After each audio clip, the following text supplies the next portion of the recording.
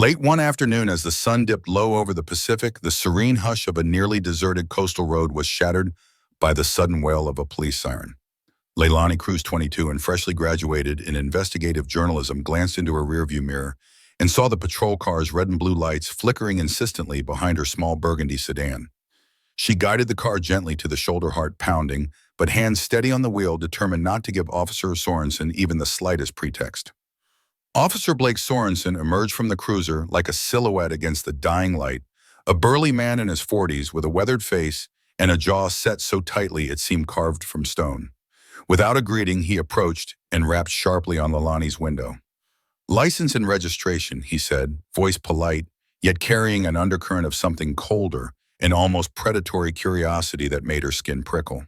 Leilani, still wearing her interview suit beneath a light cardigan, unclipped her seatbelt and reached into her purse, her finely honed composure masking the anxiety that every black motorist knows too well. She'd never once exceeded the speed limit on this stretch of highway. Her car's safety warnings would not allow it, but she understood that simple truth doesn't always shield you from suspicion. The salty breeze drifted in, lifting a few strands of her tightly coiled hair and carrying the faint scent of sea spray. In that moment, she braced herself for a routine traffic stop, expecting a quick exchange of papers before being sent on her way. Instead, the officer's shadow loomed longer across her dashboard, and she felt the first stirrings of a realization that this would not be ordinary, and certainly not brief. Leilani slid the wallet and registration across the dashboard so Sorensen could retrieve them without reaching into her car. "May I ask why you pulled me over?" she said, voice steady, though her pulse was rising. The late-day light glinted off her dash cam's lens, a reminder of her father's advice to always document encounters like this one. Sorensen's broad shoulders blocked her view of the ocean as he leaned in. His voice was low and gravelly. "Saw you creeping," he said, eyes flicking past her to the street beyond, looking at houses. He straightened, planting his fist on his hips. Behind him, Officer Morales remained seated in the cruiser arms, crossed, watching without offering a word or relief. Leilani suppressed a sigh. She'd obeyed every posted speed limit. Her car even beeped if she crept above 28. The registration was current. The dash cam was rolling. Yet there she was, a young black woman, accused of creeping as though her very presence was suspicious. "I was doing 28 in a 28 zone," she reminded him quietly, meeting his gaze without flinching. She felt the cool metal of her dash cam mount under her fingertips, hoping it sent an unspoken signal that nothing was off kilter. Sorensen shifted his weight, smirk cutting across his face like daylight through a drawn curtain. 28-22, same difference," he said dismissively, chuckling under his breath. He handed her documents back with a flick of his wrist, like discarding unwanted paper. "Just stay in your lane, ma'am." Leilani's calm exterior cracked only for a heartbeat. "I'm in my lane," she said, voice firm, "and I expect to be treated fairly per procedure." Behind her, Morales' silent gaze was unreadable, offering neither support nor condemnation. As Sorensen turned away, satisfied that he'd asserted some imagined authority, Leilani pressed her lips together, determined not to let today's injustice derail her, and knowing that every detail was being captured by the camera that would soon speak on her behalf. Without warning, the officer's tone sharpened. "Step out of the car," he barked. Leilani's heart leapt into her throat as she grasped the door handle, for what she managed bewildered. Beside her, Morales sat rigid and silent, watching the scene unfold without intervention. Sorensen's expression hardened. "Out. Now." His voice brooked no argument. Leilani took a slow, steadying breath, placed her hands on the doorframe, and lifted herself out of the seat. The evening breeze tousled her curls as she stepped onto the pavement, hands raised in a universal gesture of compliance. "I'm a federal agent, FBI," she announced calmly, even as her pulse thundered in her ears. With deliberate care, she opened her wallet and slid her badge, its metallic sheen catching the last light of day into view. "Special Agent Cruz," she said evenly. Sorensen merely snorted as if mocking her authority. He turned and pressed his radio mic. "Unit to dispatch, suspect refuses to comply, claims FBI. Request backup." His words crackled through the speaker, chilling in their finality. Leilani stood unwavering, her shoulders squared and eyes fixed on Sorensen's cold gaze.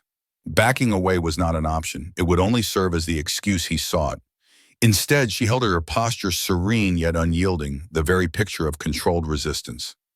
Moments later, Sorensen's hand lashed out, shoving her shoulder with brute force. Leilani staggered but did not falter. Before she could catch her breath, the sharp click of metal snapped around her wrists, cold, unfeeling steel that bit into her skin. Yet still she did not struggle. She would not grant him the justification he craved. Morales watched from the cruiser, his silence an accusation in itself. The iron cuffs were Sorensen's victory, his pretext secured. But in that instant of forced restraint, Leilani's resolve only deepened.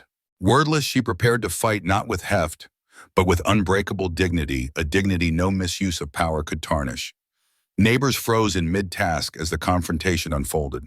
From upstairs, windows' heads popped out, curious eyes wide in disbelief. On the sidewalk below, a teenager stopped in his tracks, phone raised in one hand, filming. A jogger skidded to a halt, shoelaces untied, breath caught. Across the street, an elderly man dropped his newspaper, its pages fluttering to the pavement like startled birds. Officer Sorensen shoved Leilani forward against the gleaming hood of her own sedan Palm, pressing the badge wallet into her back. The car's dash cam, its tiny red LED pulsating, captured everything in cold clarity. Leilani's voice, though steady, carried weight. "You're making a mistake," she warned, her words tight with restrained authority. Sorensen's lip curled into a hard sneer.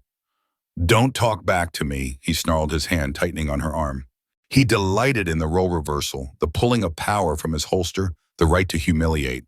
Each bystander's gaze, strained, dismayed, fueled his perverse triumph, even as it gnawed at any shred of real control he might have claimed.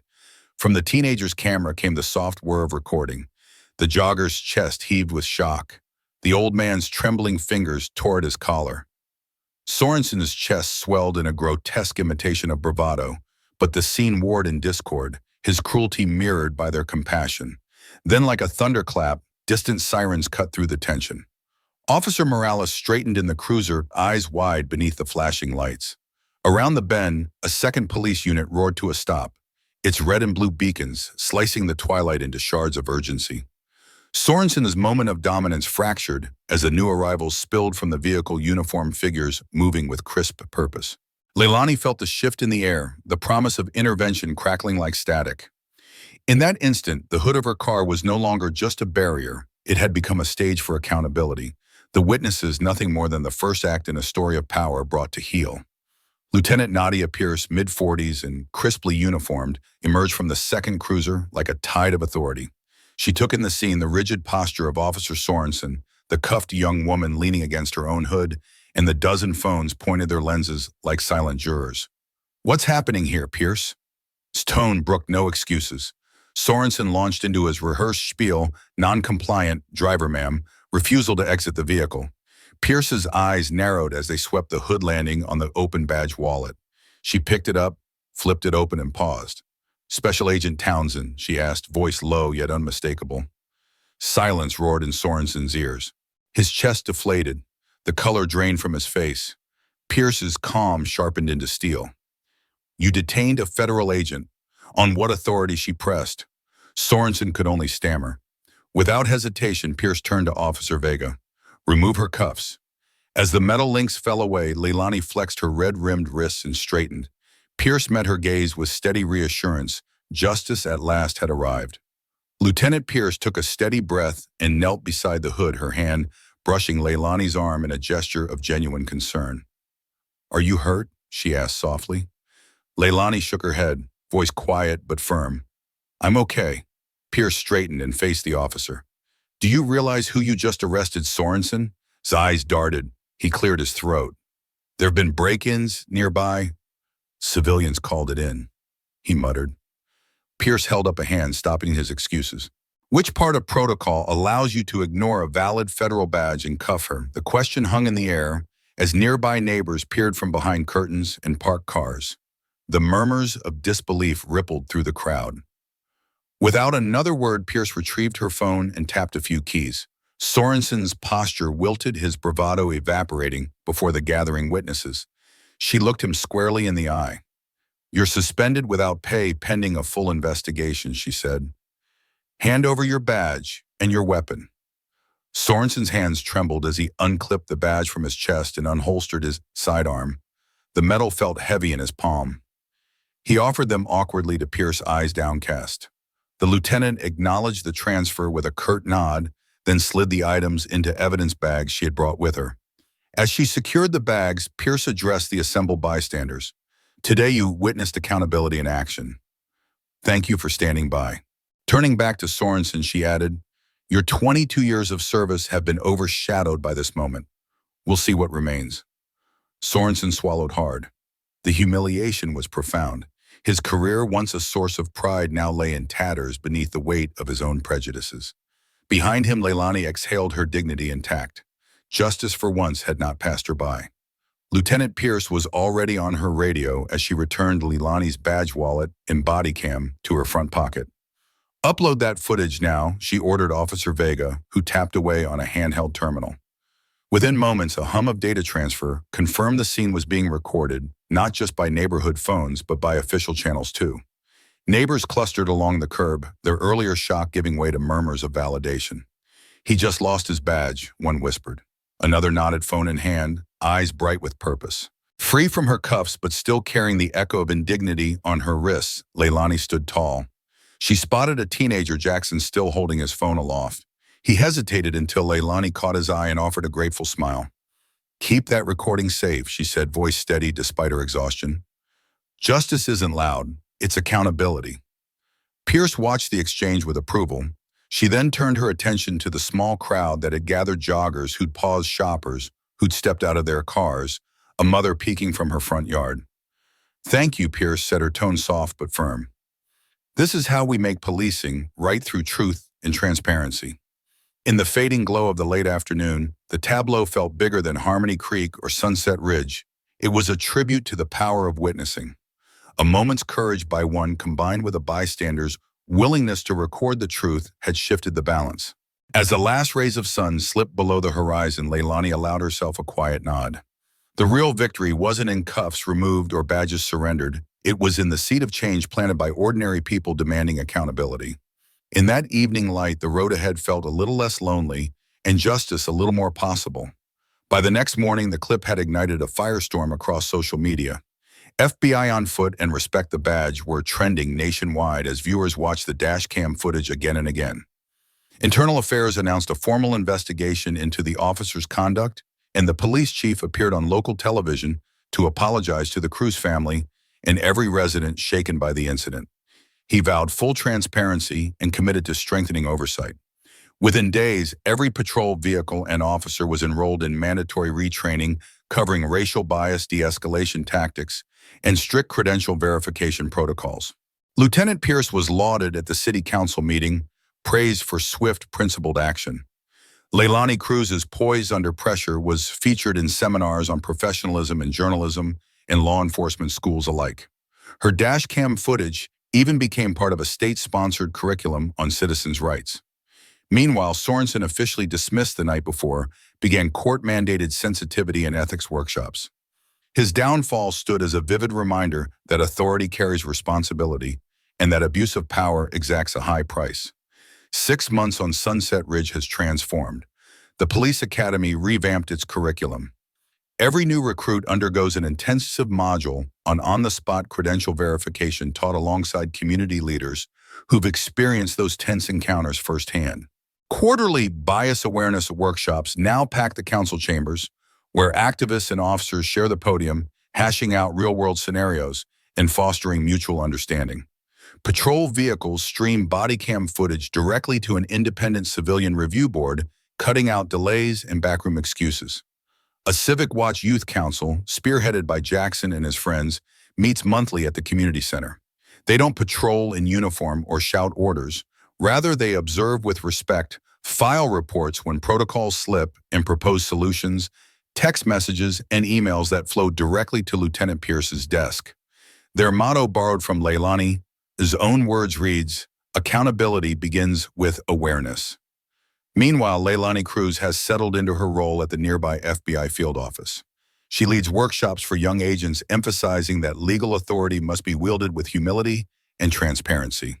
Her burgundy sedan still hugs the coastal road where it all began, its dash cam silently recording not in fear, but as a testament to progress. Every time she crosses that stretch, She's reminded that safe policing is not a given. It's a promise upheld by vigilance dialogue and the unyielding commitment to checks and balances at every level. 1 year after that late afternoon encounter, the transformation in Sunset Ridge is unmistakable. The officer once celebrated for his years of service now faces federal civil rights charges, a stark testament to accountability in action. At the police academy, Lieutenant Pierce leads new recruits through rigorous procedural justice training, weaving de-escalation exercises with real-world case studies, including the day a youth's cell phone video reshaped an entire department. The chief of police, once reluctant to admit fault, now collaborates with the FBI on cross-agency drills designed to break down interdepartmental silos and reinforce respect for every set of credentials and every citizen's rights. In neighborhood forums online and in the restored community hall, residents speak openly about feeling safer, knowing their voices truly carry weight.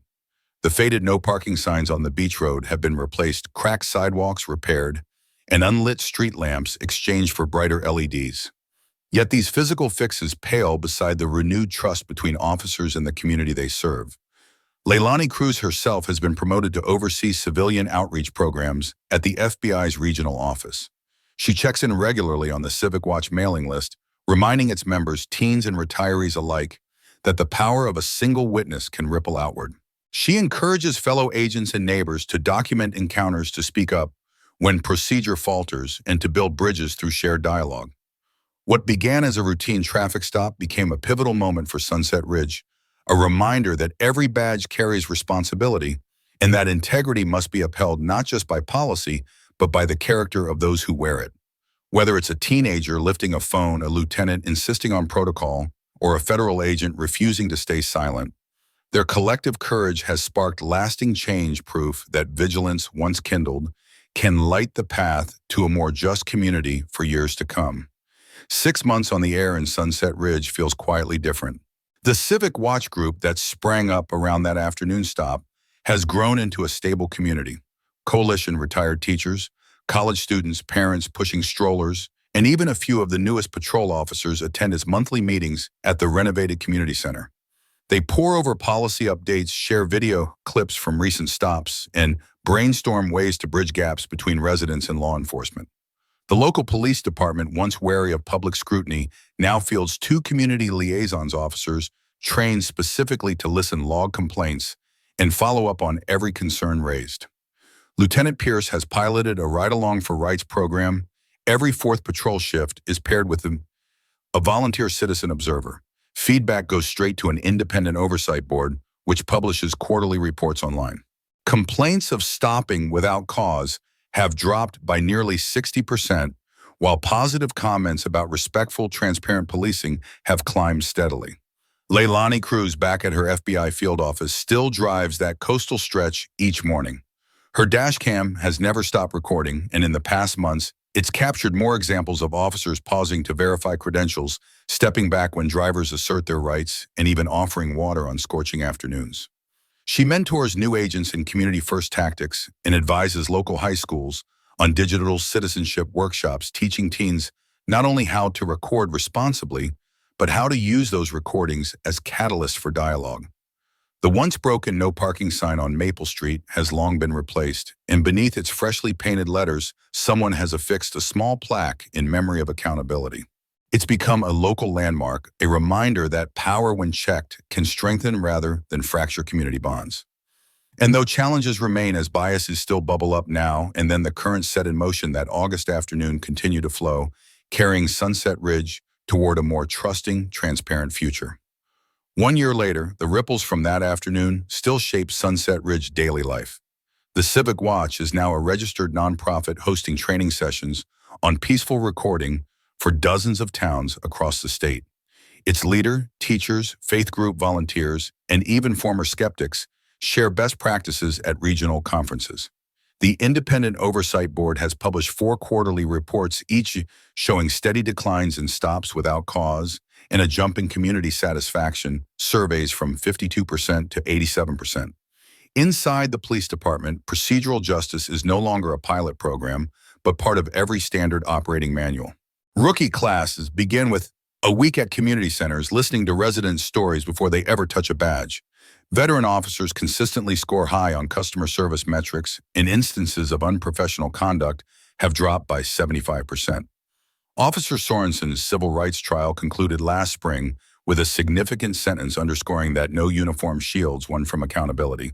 Leilani Cruz, now promoted to Regional Outreach Director at the FBI, regularly visits Sunset Ridge to advise on trust in uniform initiatives.